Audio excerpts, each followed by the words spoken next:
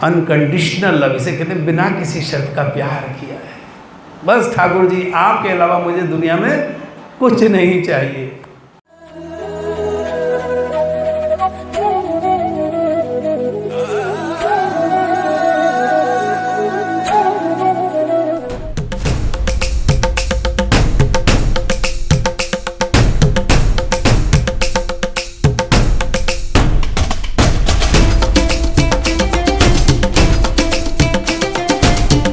तो रसखान क्या है? Syed Ibrahim, he was Muslim by caste, तो वो जन्म से मुस्लिम थे, लेकिन मुस्लिम होने के बावजूद वो क्या थे? भगवान के भक्त थे। तो मुस्लिम के शरीर में आ गए, लेकिन आत्मा कौन सी है?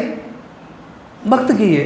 पिछले जन्म में उन्होंने कोई भक्ति की होगी, अनंत जन्मों से करके आ रहे होंगे, तो देह जरूर उन्हें किसी दूसरे उसकी मिल गई, मुस्लिम्स की, जिन्हें मुस्लिम कहते हैं। भगवान तो मानते नहीं मुस्लिम, हिंदू, ये सब तो हमारी बनाई हुई मान्यता है।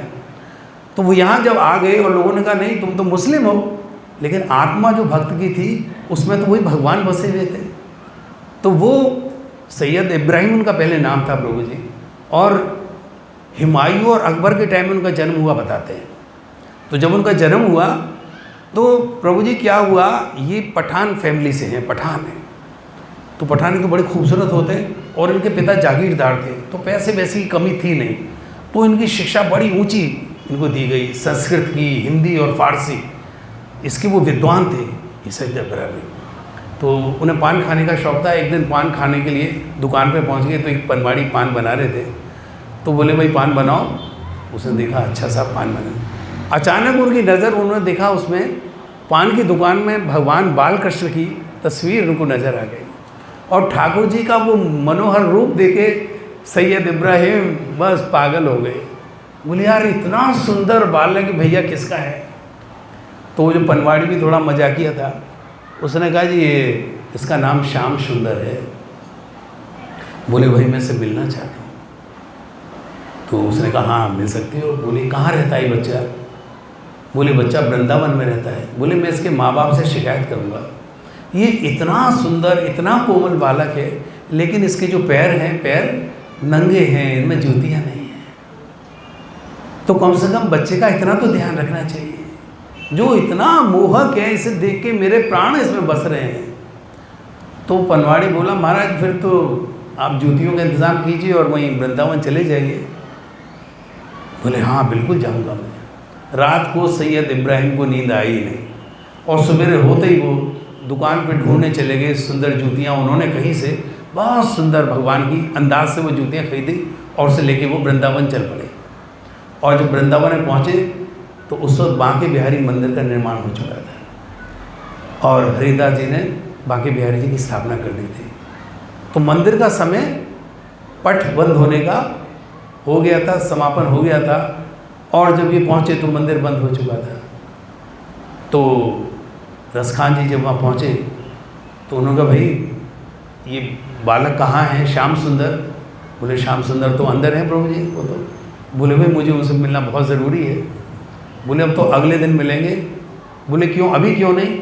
बोले नहीं अभी तो नहीं मिल सकते। वो जब दिल्ली से चले थे तो उस भगवान के प्रेम में उन्होंने भोजन भी नहीं किया था। शाम को वहाँ पहुँचे, मंदिर बंद हो गया। पूरी रात वो भगवान की याद में मंदिर के आगे जागते रहे और कहने लगे प्रभु कब आपके मेरे दर्शन होंगे? हे श्याम सुंदर मुझे आपको वो जूतियाँ पहनानी है आपके पैरों में। तो जब उन्होंने रात के 3 बज रहे थे, ब्रह्ममुहूर्त शुरू नहीं हुआ था, अचानक उन्हें नुपुर खनकने की आवाज़ आई, जैसे कहीं घुंघरू बज रहे हों।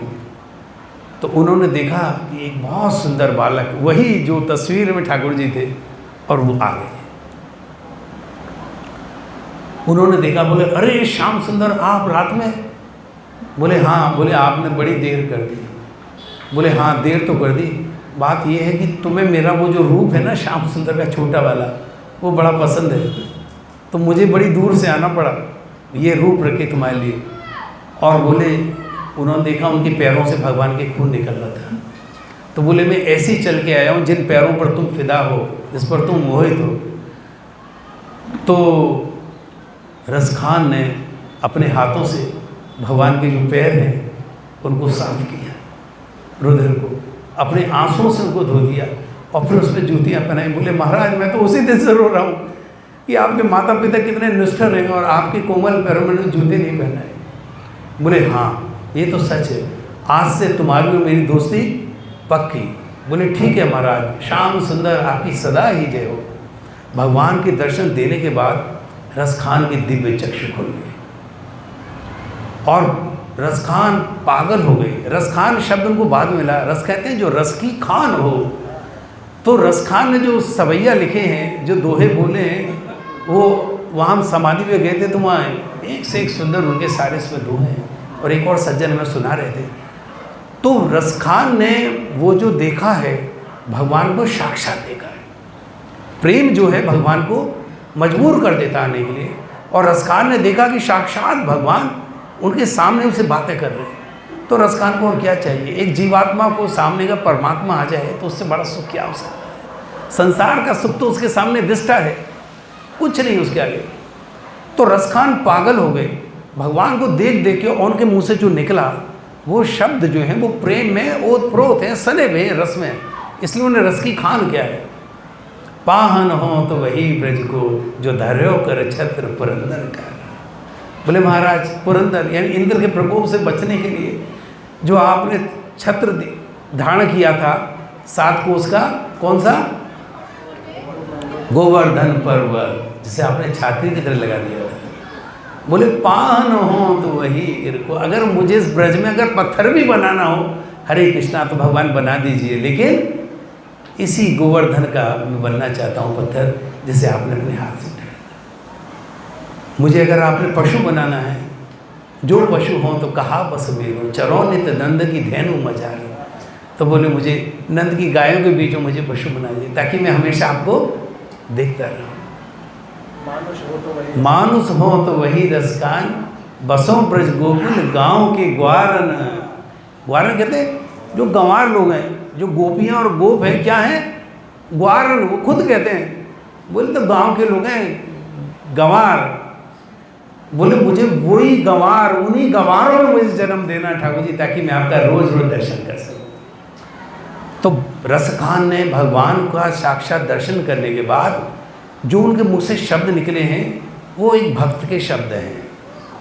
वो न किसी मुस्लिम के शब्द है, न किसी हिंदू के शब्द है, न किसी और मनुष्य के शब्द है। तो भक्त और भगवान के बीच में जो संबंध है वो इतना ज़्यादा, इतना प्रेम है उसमें कि वहाँ कोई सीमा ही नहीं है। अनकंडीशनल लव, इसे कहते हैं बिना किसी शर्त का प्यार किया है।